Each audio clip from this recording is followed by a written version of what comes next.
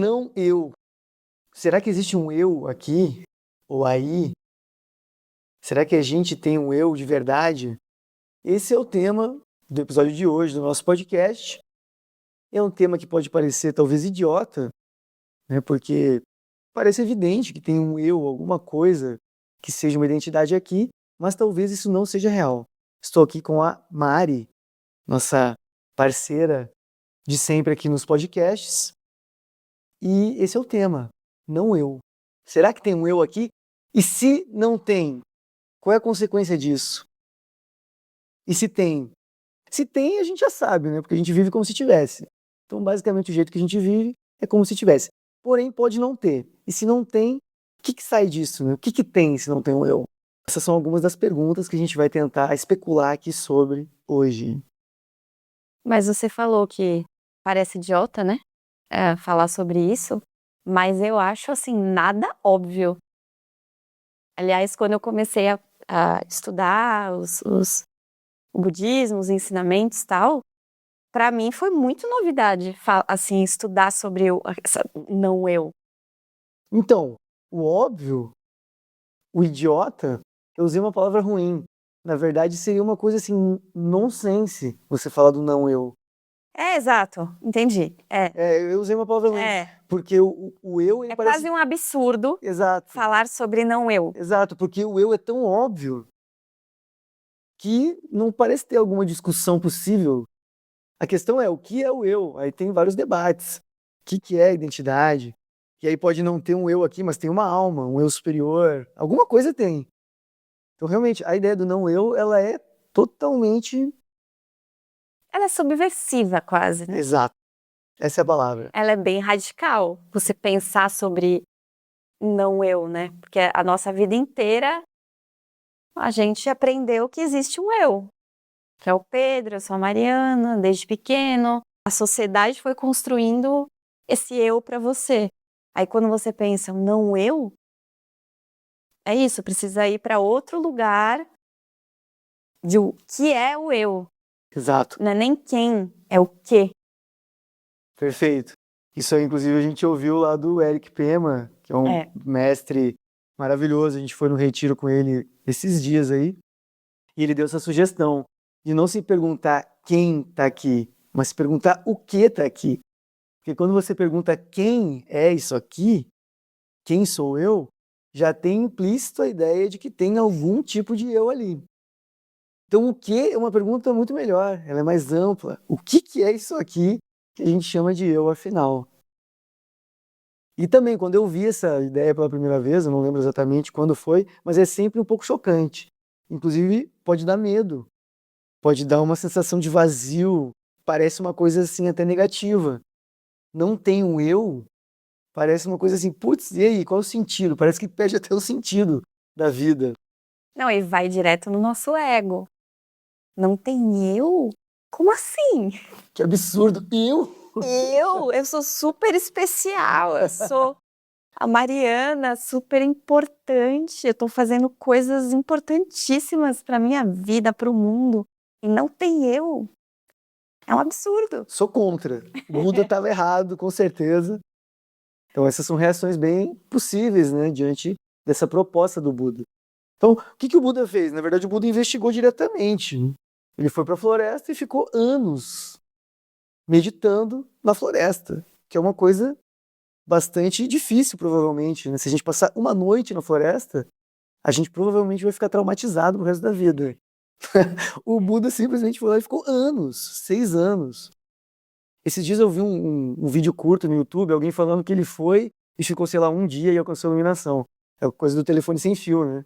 E assim, legal, a pessoa falando do Buda, exaltando até. Mas na verdade foram 6 anos, não foi um dia, né? Foi um longo tempo que ele ficou investigando a mente e a si próprio. Ele parou, sentou e ficou olhando. O que é isso aqui? E aí ele voltou falando, galera, eu descobri, né? Não tem um eu. Uma das descobertas do Buda. Não tem nada que eu possa chamar de eu. Não tem um ente permanente aqui. Não tem nada. Nem alma, nem eu superior, nem essência. Não tem nada pessoal, fixo, permanente, que seja um eu. É isso. E aí, né? Bom, e então isso pode ser assustador e parecer negativo, porque como a gente falou, desde pequeno a gente já é designado como eu, e isso é tão óbvio que isso não é feito de forma lógica, racional, explicativa. Ninguém chega e explica. Você é um eu, você é uma identidade. Isso é meio subliminar e o tempo todo. E tem essa divisão do corpo, né? O corpo parece uma coisa bem delimitada em relação ao resto das outras coisas. Então essa divisão do corpo, a designação pelo nome, a visão dualista que a gente está sempre compartimentando, tem a outra pessoinha ali, a outra ali, tem o mundo. Tudo isso deixa muito patente que tem um eu separadinho e todo mundo tem o seu eu, né? A coisa mais óbvia para mim é essa relação do eu com o corpo. Sempre foi. Claro que tem um corpo. Tô pegando nesse corpo, tem partes aqui, mas tem um eu. Então é interessante, às vezes, começar essa investigação pelo corpo mesmo. Boa. Para mim pega também a questão do corpo, porque é a que eu tenho mais dificuldade de entender o não eu. Porque se eu levanto um braço, eu não consigo fazer o seu braço levantar. Eu consigo fazer o meu braço levantar. Então parece que realmente tem um eu, né? Mas aí se a gente vai investigar o corpo, o que é o corpo exatamente? O corpo ele se mantém o mesmo ao longo da vida? O corpo de um bebê recém-nascido é remotamente parecido com o corpo de uma pessoa que está à beira da morte, com 90 anos? Beleza, tem algumas semelhanças, mas não muitas, né? A pele está diferente, os órgãos com certeza estão bem diferentes. Então, o corpo muda ao longo do tempo, ao longo da vida, e bastante. E aí tem um outro método, né, que é as partes do corpo. Sim. Então, se você perde um dedo, continua sendo seu corpo? Se você perde um braço? E se você perder a cabeça? É o seu corpo? É. Onde é que está o eu? Ele está na cabeça? Ele está no tronco? E aí? São essas perguntas investigativas que são importantes da gente fazer, assim, né, em relação ao eu. Porque o eu, acho que na cabeça, na mente de cada pessoa, vai ter um peso ali, né, de como que aquilo vai aparecer. Então, quando eu penso no meu corpo, qual é essa imagem de corpo? É aquela questão, né, de você começa por onde você tá. Então, você vai parar para investigar o que vem ali na sua cabeça quando você pensa nesse eu. E é dali que você começa. E aí você vai abrindo essa investigação. E o corpo é maravilhoso, porque é eterno, assim, né? É uma investigação que é isso que você falou. Essas perguntas são muito boas de se fazer, né? E o corpo ele tem esse aspecto também de ser composto, né? Que é uma outra linha de investigação. Então, o que é exatamente o corpo? O corpo a gente chama de corpo, na verdade, esse conjunto de um monte de coisas. Mas, na verdade, esses nomes que a gente coloca nas coisas, eles são só nomes. Não tem um corpo. Tem órgãos que se juntam e formam um corpo, mas também não tem órgãos, porque os órgãos são divisíveis em compartimentos menores. E se você vai lá no âmago do negócio, no átomo, o átomo também é divisível. E aí as divisões do átomo também são divisíveis. Então a própria física vai chegando numa parada que eles chamam de vácuo quântico. A física chegou no vácuo, né? Que o Buda está falando há 2000 anos. A física meio que está chegando, chega num ponto que assim, não tem, brota, o negócio brota de um vazio ali. Então isso que a gente chama de corpo, que parece tão sólido, na verdade é simplesmente essa designação mental que a gente dá. Isso que você falou, eu acho que é essencial. O corpo, na verdade, é o que a gente imagina como sendo um corpo. Cada pessoa tem uma imagem E essa mental do que é o corpo. Exato. E ela não tem necessariamente uma correspondência com o que é o corpo. E talvez não tenha algo que seja o corpo além das designações mentais, né, que a gente faz do corpo, nosso e dos outros. Né? O que eu acho interessante, às vezes, é uma coisa simples, assim, você corta a unha. Quando a unha tá aqui no seu dedo, ok, você olha pra sua unha, você gosta da sua unha, seu corpo e tal. A hora que Você você pinta. pinta, tal, a hora que você corta e você vê aquilo, a gente sente nojo às vezes. É verdade. Não às vezes da nossa, mas você corta ali, mas ainda assim, já em 1 segundo aquilo já mudou. Cabelo é a mesma coisa, né? Cabelo, quando tá aqui preso, cabelo bonito e tal. Quando você toma banho, começa a juntar ali cabelo no raso, você sente nojo, as pessoas têm nojo. Então é para ver bem como a coisa não é fixa, como a forma que a gente tá olhando ali não é fixa, né? Então Pô, gostei desse método aí. Esse eu não tinha visto ainda, mas esse é um bom método de investigação. Com certeza. Você tira uma parte e já muda, né? já muda totalmente. É a mesma coisa que uma pessoa que se acidenta, coisa com sangue. A gente é feito disso, né? Exato. Pus, fluidos, todas essas coisas, saliva, né? Isso tem também nos textos, em alguns sutras, para fazer essa contemplação. Porque na hora que tá aqui, a gente tá vivo, assim, né? Ou tá bem com tudo inteiro, a gente tem uma sensação, vamos dizer, uma percepção. Mas na hora que aquilo tá diferente, cortou, aquilo já é assustador. Já muda um pouco a nossa visão sobre corpo. Então Um bom caminho de investigação. é um bom caminho. O próprio cadáver, né? Então a pessoa tá viva, pô, a pessoa tá viva. Tem ali uma energia. Aí depois o cadáver já fica um negócio meio asqueroso, assustador. O Milarepa, eu acho que fala, não é que a gente vai virar um cadáver. A gente já é um cadáver ambulante. Nossa. Porque a gente já morreu, né, galera? A gente vai morrer, pô. Então, assim, é um fato certo da vida, é a morte, a coisa mais certa.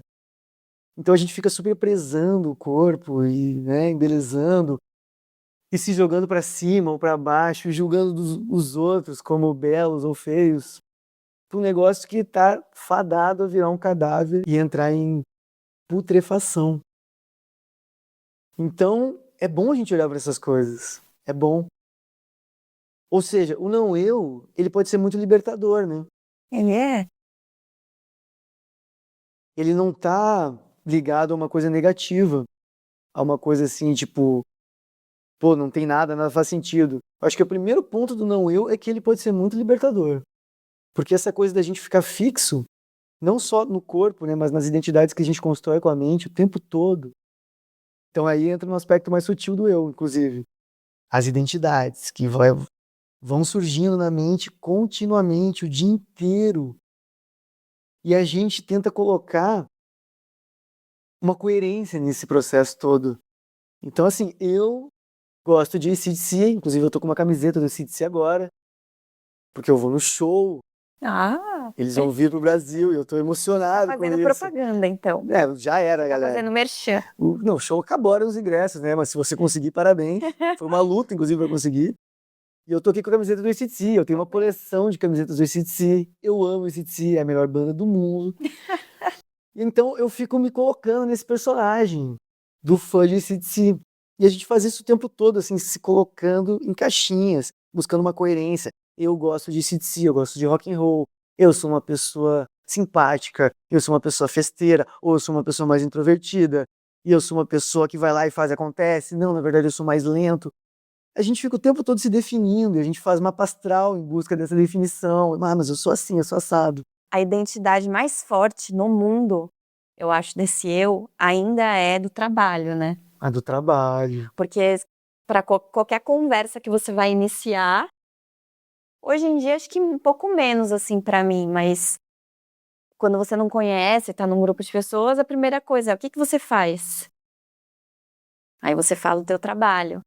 Então tem uma conexão desse eu com o trabalho. Acho que tem muitas, essa questão das identidades é muito importante mesmo, porque são muitas. Só que quando a gente para, a gente não percebe no nosso dia a dia, na nossa vida, você falou do o corpo do bebê e como a gente vai mudando, que a gente vai trocando essas identidades aqui assim, ó. Então, estamos aqui, eu e o Pedro, tô na casa deles aqui, gravando. Eu vou sair, vou voltar para minha casa, a minha mente já vai virar para uma outra situação, eu vou pegar o Uber, eu vou pegar o metrô, vou para casa e aí eu vou ter uma outra mente que vai girar essa identidade. A identidade da Mariana sozinha em casa. Aí tem a identidade da namorada, da filha. Então, quando a gente para...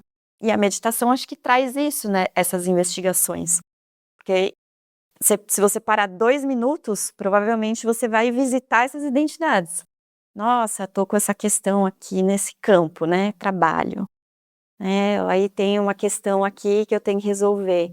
Então você vai vendo que é tudo um pouco muito mais, qual é a palavra? Etéreo. Etéreo. Acho que é etéreo, né? Muito mais fluido do que a gente solidifica muito.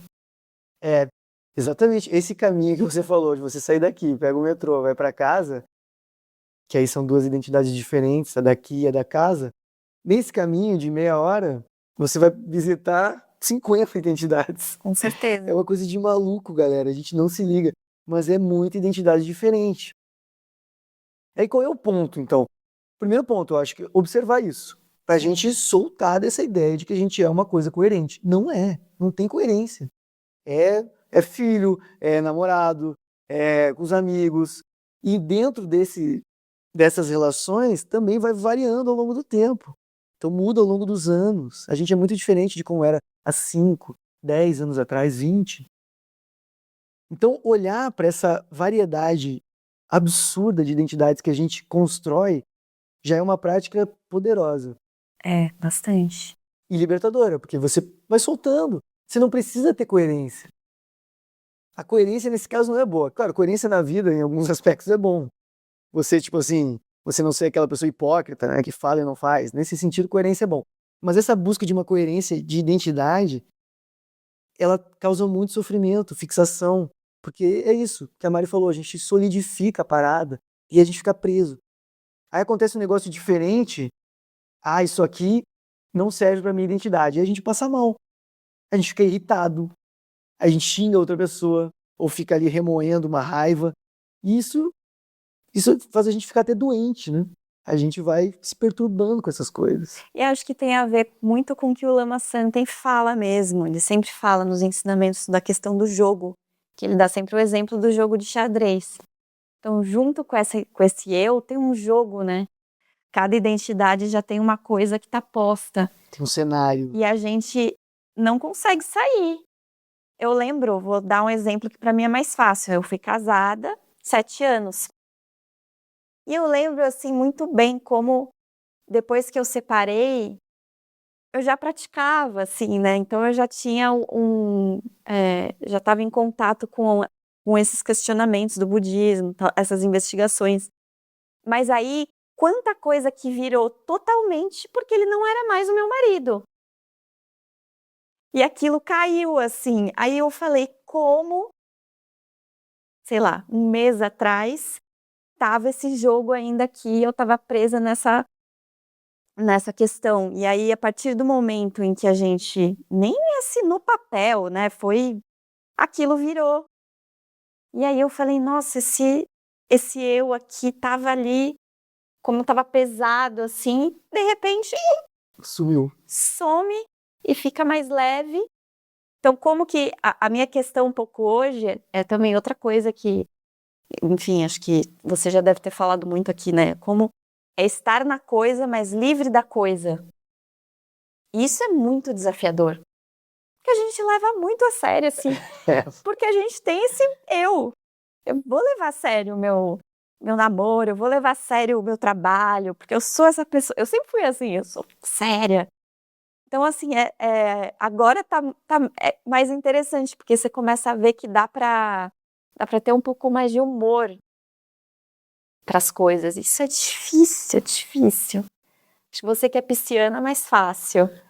Mas... Eu, taurina, assim, foi uma longa jornada para começar. Isso me chacoalhou muito as primeiras vezes em que eu comecei a investigar, assim.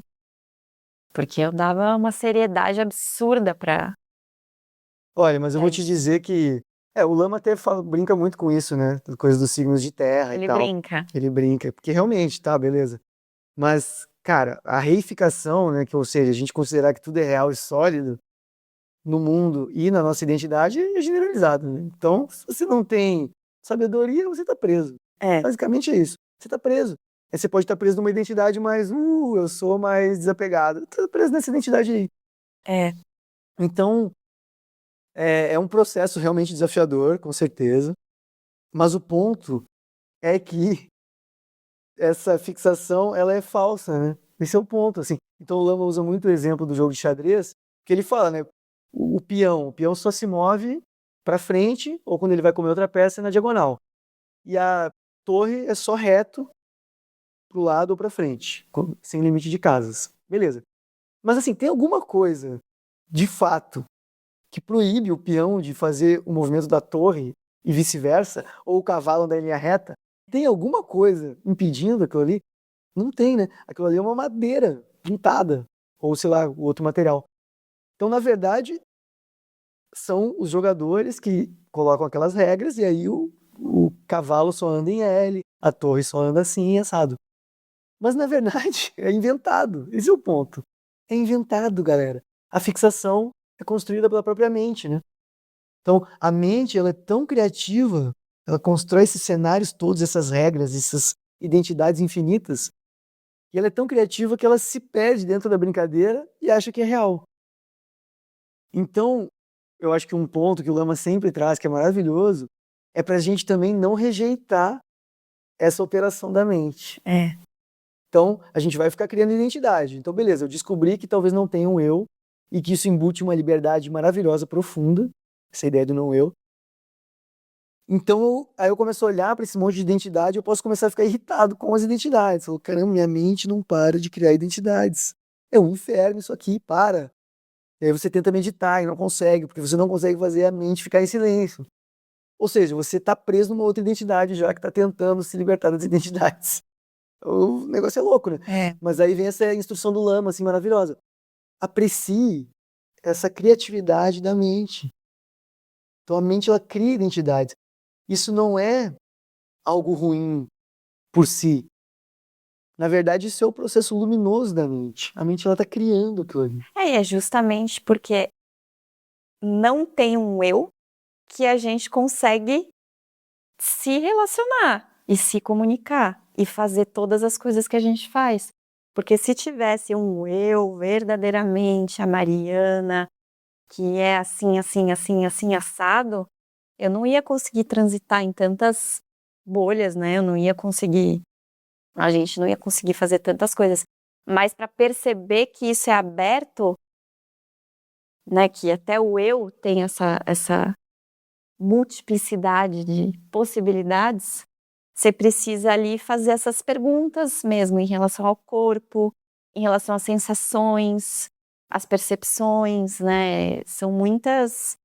Então tem esse aspecto mental, assim, da gente ver essas identidades borbulhando, e esse aspecto do corpo, assim, acho que são os dois caminhos, assim, né? Que são muitos. Eu lembro uma vez, o Dzongzar sempre falava isso, assim, Dzongzar Khyentse o Dzongzar Rinpoche. Khyentse Rinpoche, ele falava, essas perguntas, elas são muito boas de você fazer ao longo do dia. Você não precisa necessariamente parar em meditação para você perguntar as coisas. E aí foi o que o Eric Pema também falou um pouco no retiro. Você pode estar comendo, tendo ali um deleite, dependendo do que você estiver comendo, e parar e perguntar o que é o que, não quem, o que é isso que está, né, tendo essa experiência aqui de prazer ou não. Você pode não estar gostando do que você comeu, mas tem ali essas perguntas que você pode ir fazendo ali no dia a dia, assim, em vários momentos, para não ficar. E isso fura essa nossa mente que está sempre fazendo coisas. Aí você faz uma pergunta, aquilo, você gera ali um lugar diferente. Então, eu acho que essa é uma boa instrução aqui desse episódio. É a gente usar o que o Eric chamou de um koan, né? koans são pequenas histórias, pequenos versos, né, do budismo Zen, né, budismo especialmente do Zen, que são histórias e versos e frases que fazem a mente estranhar a parada, e aí é para a mente realmente ter essa abertura, para a mente dar uma virada, assim, sair desse automático e alcançar algum nível maior de sabedoria, né, de visão. Então o Eric falou que esse é um koan que ele ensina, que ele não é do Zen e tal, né, ele é do tibetano, mas ele é um koan que é o Wat, né, em inglês, que a gente pode muito levar para a vida. E aí lá no retiro ele falou para a gente fazer quando fosse almoçar e tal, e a gente ficou fazendo. E foi muito bom, porque é isso, isso abre. Mas depois, claro, a gente vai esquecendo no dia a dia, mas então bom a gente ter lembrado disso agora, pra gente voltar a fazer. Não sei se você tá fazendo, mas eu esqueci completamente. Mas aí fica para nós todos aqui que estamos trocando essa ideia, pra gente se fazer essa pergunta ao longo do dia, você não precisa parar. Então você tá lá comendo, você tá vendo um filme, aí no filme você fica com medo pelo personagem, sei lá, qualquer coisa.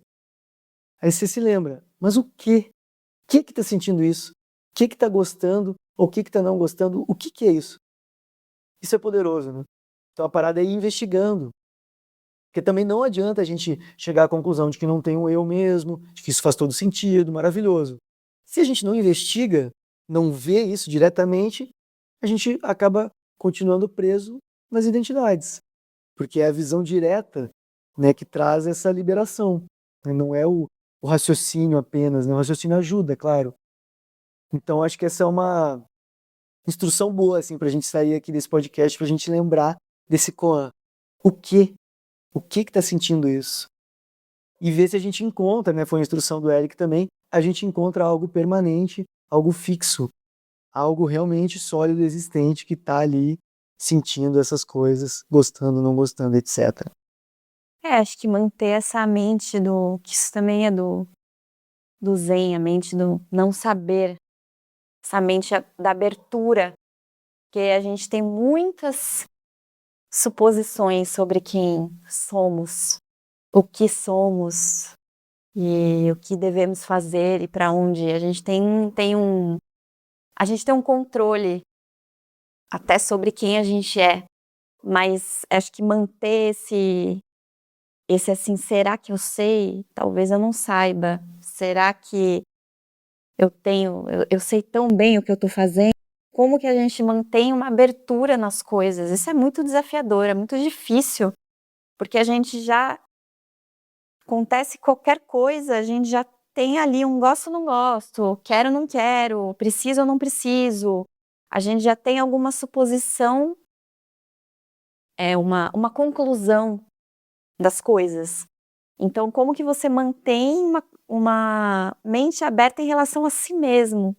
Do que eu sei, será que eu sei mesmo? O que eu sou? Será que eu sei o que eu sou? Será que esse saber alguma coisa também me define? É muito maluco isso, né? Ler vários livros eu tenho uma escritora que eu não vou lembrar o nome dela agora, e ela fala isso, que a gente está num tempo em que as pessoas não estão sabendo dizer eu não sei. Não estão sabendo fazer agora é Pires, né? É, Prefiro não opinar, porque eu não vi esse filme. prefiro, exatamente. É uma coisa tão simples assim, mas o não saber, ele é muito poderoso, porque ele te deixa nesse lugar de não sei, não sei. Às vezes a gente precisa disso, é super importante. Acho que nessa investigação do eu ainda, porque realmente não é, a gente nunca parou para pensar sobre esse eu. Foi só a vida seguindo.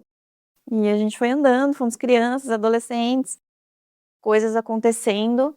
Então, quando você para, não é muito simples assim. É difícil, porque tudo começa a chacoalhar. E aí o ponto é insistir, né? Porque é isso, vai abrindo um outro mundo ali.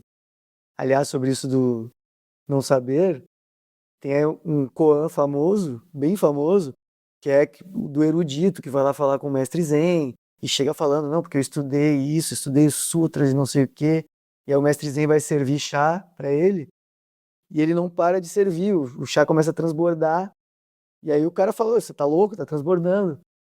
Aí o mestre fala, olha, você é que nem essa xícara de chá, você tá cheio aí do que você sabe, mas quando tá cheio, você não consegue receber mais nada, não entra mais nada. Então, realmente, nessa postura do não sei nem o que eu sou, talvez seja um dos pontos principais, né, nessa investigação maravilhosa. E claro que nesse episódio sobre o não eu, a gente tem que lembrar dos 3 animais, né? Então, no budismo se representa o samsara com a roda da vida, que aí tem a representação gráfica ali dos reinos do samsara e tudo mais. E aí no centro da roda da vida estão os 3 animais, que representam essa nossa fixação à identidade, que não à toa está ali no centro da roda da vida, porque ela é a origem do samsara inteiro, gente. O samsara não é um lugar físico, né? O samsara ele surge na mente dos seres que estão presos nessa fixação à identidade e a visão dualista das coisas, né? Da identidade separada do que é aparentemente externo. Enfim, dos seres, nós todos. Então os 3 animais são o javali, o galo e a cobra. O javali representando o próprio surgimento da identidade, né? Porque o javali ele anda com a cabeça baixa, ele enxerga muito pouco, muito restrito, estreito. Então a identidade é isso, a gente se coloca numa caixinha. Então a mente é livre, a gente pode ser o que a gente quiser, basicamente. Mas a gente fala, não, eu sou isso, isso e isso. E aí a gente fica tentando segurar essa caixinha em volta de nós, que não é agradável, tá num espaço apertado, mas a gente faz isso porque, enfim, é o que a gente sabe fazer. Então o javali representa isso. E aí vem o galo, que o galo cisca, né? Então o galo representa a aquisitividade, o desejo. A gente sempre quer alguma coisa a mais para ornamentar a nossa identidade. Então a gente quer ser admirado, é claro, a gente quer ser elogiado, quer ser amado. Então é o galo. Com certeza. E se a gente é criticado, se alguém fala mal da gente, se alguém despreza a gente, se a gente se sente excluído, aí vem o quê? A cobra. Então a cobra é a defesa, é a raiva, é o ataque. Então basicamente a identidade opera nesses 3 modos, assim, ela surge e ela deseja coisas, acumula coisas e ela se defende e ataca, né? Que é basicamente a ignorância, o desejo e a raiva, as 3 emoções perturbadoras principais, assim, que é o que faz surgir todo o samsara para nós. O samsara surge a partir disso. Mas aí o ponto é que na base disso tem uma liberdade total, né? Então a gente não está preso nessa operação. E aí com esse tipo de investigação que a gente está trazendo aqui nesse episódio, né, que os mestres budistas ensinam para nós, a gente pode quebrar essa fixação a essa operação baseada nos 3 animais e acessar essa liberdade natural da mente, que não está realmente presa a nada, a nenhuma forma específica, nenhuma identidade específica, nem mesmo ao corpo. E a gente pode aprender a operar no mundo a partir dessa liberdade natural. Agora imagine isso, né? A gente só conhece essa operação limitada, a identidade. Então o não eu, na verdade, é o portal para mente livre, para a liberdade natural e absoluta, está na base da nossa mente. Então isso é o não eu, né? Não eu não é assim, tipo, nossa, perdeu o sentido, não tem nem alma. É uma coisa assim, Não é uma negação. Não é uma negação, né? não é uma aniquilação. É. Na verdade, é a percepção da real natureza do que a gente é. É só um modo, uma lucidez em relação ao que talvez a gente seja, porque eu também não posso afirmar nada aqui sobre o eu. Mas é uma lucidez diante desse conjunto, talvez, né? Conjunto de coisas que nos atravessam, que a gente vai. Os mundos que a gente vai visitando.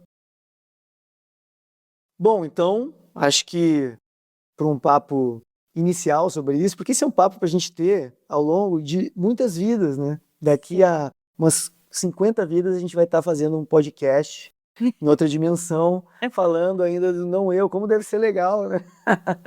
Então, para começar, e na verdade esse aqui a gente deve estar mais ou menos no meio, né?